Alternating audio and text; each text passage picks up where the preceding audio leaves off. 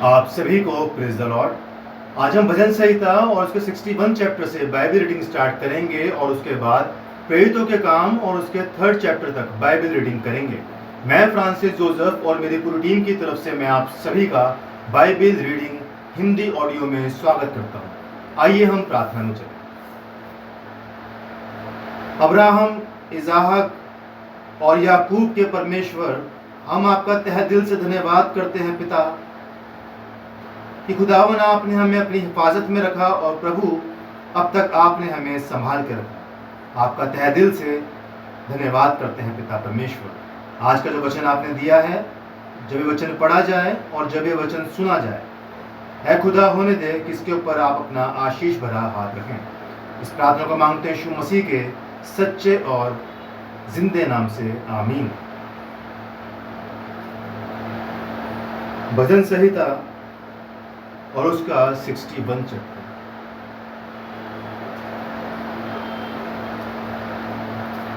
हे परमेश्वर, मेरा चिल्लाना सुन, मेरी प्रार्थना की ओर ध्यान दे। मूर्छा खाते समय मैं पृथ्वी की झोर से भी तुझे पुकारूंगा। जो चट्टान मेरे लिए ऊंची है उस पर मुझको ले चल, क्योंकि तू मेरा शरण स्थान है और शत्रु से बचने के लिए ऊंचा गढ़ है। मैं तेरे तंबू में युगानुयुग बना रहूंगा, मैं तेरे पंखों की ओट में शरण लिए रहूंगा। क्योंकि हे परमेश्वर, तूने मेरी मन्नतें सुनी। जो तेरे नाम के डरवैये हैं उसका सा भाग तूने मुझे दिया है। तू राजा की आयु को बहुत बढ़ाएगा, उसके वर्ष पीढ़ी पीढ़ी के बराबर होंगे। वह परमेश्वर के सम्मुख सदा बना रहेगा। तू अपनी करुणा और सच्चाई को उसकी रक्षा के लिए ठहराए रख। इस प्रकार मैं सर्वदा तेरे नाम का भजन गा गा कर अपनी मन्नतें हर दिन पूरी किया करूंगा। इसके बाद हम पढ़ेंगे प्रेरितों के काम और उसका 3rd चैप्टर।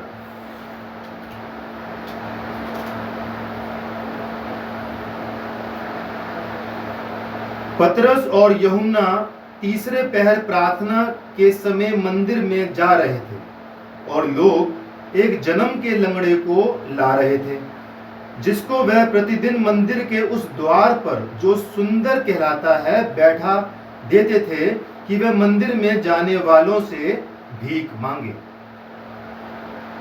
जब उसने पतरस और यूहन्ना को मंदिर में जाते देखा तो उनसे भीख मांगी।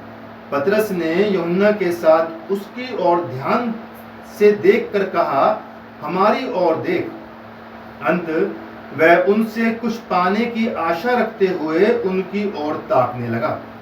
तब पतरस ने कहा, चांदी और सोना तो मेरे पास है नहीं, परंतु जो मेरे पास है वह तुझे देता हूं। यीशु मसीह नासरी के नाम से चल फिर।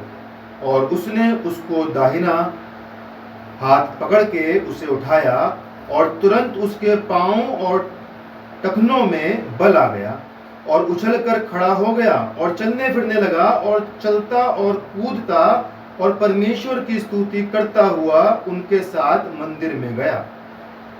सब लोगों ने उसे चलते फिरते और परमेश्वर की स्तुति करते देखकर उसको पहचान लिया कि यह वही है जो मंदिर के सुंदर फाटक पर बैठकर भीख मांगा करता था। और उस घटना से जो उसके साथ हुई थी वह बहुत अचंभित और चकित हुए। जब वह पतरस और यूहन्ना को पकड़े हुए था तो सब लोग बहुत आश्चर्य करते हुए उस ओसारे में जो सुलेमान का कहलाता है उनके पास दौड़े आए। ये देखकर पतरस ने लोगों से कहा, हे इस्राएलियों, तुम इस मनुष्य पर क्यों आश्चर्य करते हो और हमारी ओर क्यों इस प्रकार देख रहे हो कि मानो हम ही ने अपनी सामर्थ्य या भक्ति से इसे चलते फिरते योग्य बना दिया। अब्राहम और इसहाक और याकूब के परमेश्वर, हमारे बाप दादों के परमेश्वर ने अपने सेवक यीशु की महिमा की, जिसे तुमने पकड़वा दिया, और जब पिलातूस ने उसे छोड़ देने का विचार किया, तब तुमने उसके सामने उसका इनकार किया। तुमने उस पवित्र और धर्मी का इनकार किया और विनती की कि एक हत्यारे को तुम्हारे लिए छोड़ दिया जाए, और तुमने जीवन के कर्ता को मार डाला, जिसे परमेश्वर ने मरे हुओं में से जिलाया, और इस बात के हम गवाह हैं। और उसी के नाम से, उस विश्वास के द्वारा जो उसके नाम पर है, इस मनुष्य को जिसे तुम देखते हो और जानते भी हो सामर्थ्य दी है। उसी विश्वास ने जो उसके द्वारा है, इसको तुम सबके सामने बिल्कुल भला चंगा कर दिया है।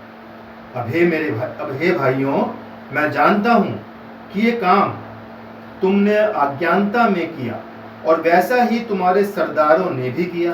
परंतु जिन बातों को परमेश्वर ने सब भविष्यद्वक्ताओं के मुख से पहले ही बता दिया था कि उसका मसीह दुख उठाएगा, उन्हें उसने इस रीति से पूरी किया। इसलिए मन फिराओ और लौट आओ कि तुम्हारे पाप मिटाए जाएं, जिससे प्रभु के सम्मुख से विश्रांति के दिन आए, और वह यीशु को भेजे जो तुम्हारे लिए पहले ही से मसीह ठहराया गया है। अवश्य है कि वह स्वर्ग में उस समय तक रहे जब तक कि वह सब बातों का सुधार ना कर ले, जिसकी चर्चा प्राचीन काल से परमेश्वर ने अपने पवित्र भविष्यद्वक्ताओं के मुख से की है। जैसा कि मूसा ने कहा, प्रभु परमेश्वर तुम्हारे भाइयों में से तुम्हारे लिए मुझसा एक भविष्यद्वक्ता उठाएगा, जो कुछ वह तुमसे कहे उसकी सुनना। परंतु प्रत्येक मनुष्य जो उस भविष्यद्वक्ता की न सुने, लोगों में से नष्ट किए जाएगा। और शमूएल से लेकर उसके बाद वालों तक जितने भविष्यद्वक्ता बोले, उन सब ने इन दिनों का संदेश दिया है। तुम भविष्यद्वक्ताओं की संतान और उस वाचा के भागी हो, जो परमेश्वर ने तुम्हारे बाप दादाओं से बांधी, जब उसने अब्राहम से कहा, तेरे वंश के द्वारा पृथ्वी के सारे घराने आशीष पाएंगे।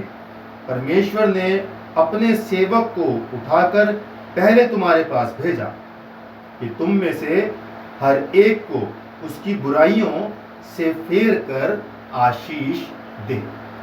परमेश्वर अपने वचन के सुने और पढ़े जाने पे अपनी बहुतायत से आशीष दे। आमीन। मेरे अजीजों, प्रियतों, काम अभी जो मैंने पढ़ा है उसका 3rd चैप्टर और उसकी 17 और 19 वर्स को एक बार मैं फिर से पढ़ना चाहूँगा आप सबके सामने। उसमें कुछ इस तरह लिखा है कि अब हे मेरे भाइयों, 17 में, अब हे मेरे भाइयों, मैं जानता हूँ कि ये काम तुमने अज्ञानता में किया, जाने अनजाने में तुमने ये काम किया, और वैसा ही तुम्हारे सरदारों ने भी किया। और इसकी 19 वर्ष में कुछ इस तरह लिखा है, इसलिए मन फिराओ और लौट आओ कि तुम्हारे पाप मिटाए जाए, जिससे प्रभु के सम्मुख से विश्रांति के दिन आए। हे मेरे अजीजों, जाने अनजाने में की हुई गलती जो हमसे हो जाती है, जैसे इसमें लिखा है कि परमेश्वर जानता है कि कभी कभार कुछ ऐसी चीज़ें होती हैं कि हमारा मन बिल्कुल नहीं करता करने का, लेकिन शैतान के ज़रिए वो कार्य हो जाते हैं, और जाने अनजाने में हमसे कुछ ऐसी गलतियाँ हो जाती हैं कि वो हम बाद में उसको जब देखते हैं पछताते हैं। जैसे कि इस कलाम के अंदर लिखा हुआ है कि जब पतरस और यूहन्ना ने उस जन्म के लंगड़े को उसको चंगाई दी, तब लोग देख के चकित हुए। तब वो पतरस और यूहन्ना ने बोला कि क्यों चकित होते हो, तुम क्या समझते हो कि ये काम हमने किए हैं? नहीं, ये काम उसी यीशु मसीह नासरी के द्वारा हुए हैं, जिसे तुमने अपनी अज्ञानता में सलीब पे चढ़ाया और उसको मार डाला, और परमेश्वर ने उसको मरे हुए में से जिंदा किया। तो ही मेरे अजीजों, और आगे लिखा है इसके अंदर कि मन फिराओ।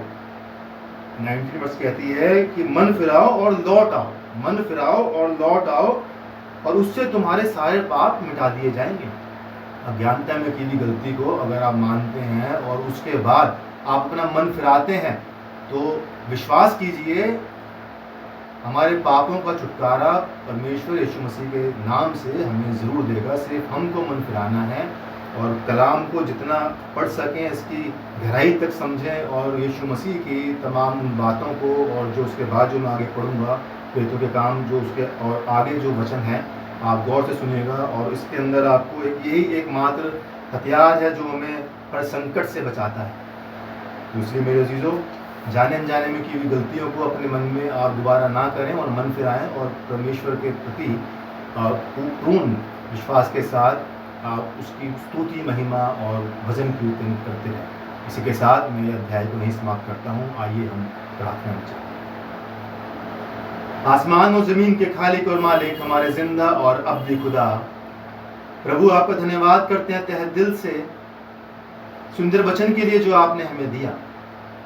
जो वचन पढ़ा गया है और जो वचन सुना जाए, ये वचन खुदा फलदायक है। पिता परमेश्वर, प्रार्थना विनती करता हूँ आज खास तौर से मेरे खुदा तमाम जवानों के लिए जो पिता परमेश्वर अपनी बढ़ती हुई उम्र में है, तमाम टीन एजर्स के लिए इस उम्र में पिता परमेश्वर आप खुदावन खास तौर से ऐसे तमाम जवान बच्चों का प्रभु जी संभालें, वो गलत राहों पे ना जाएं, सही राह पकड़ें, सही दिशा में चलें। तो पिता परमेश्वर कलाम की तालीम भी उन्हें मिलने वाली बन सके। खुदा बच्चों के पेरेंट्स को पिता परमेश्वर इतनी बहुत और ज़्यादा बुद्धि समझ है कि उन्हें बच्चों की परवरिश मसीह परवरिश भी करने वाले बन सके। खुदा मेरे पिता परमेश्वर बचे हुए पहर में हम सबके साथ हो। जैसे खुदा आपने अब तक संभाला, आगे पिता परमेश्वर आप हमें संभाल के रखें। ज़्यादा मांगा माफ़ कर खुदा, थोड़ा मांगा अपने भरपूर और भरपूर भंडार में से दे प्रभु।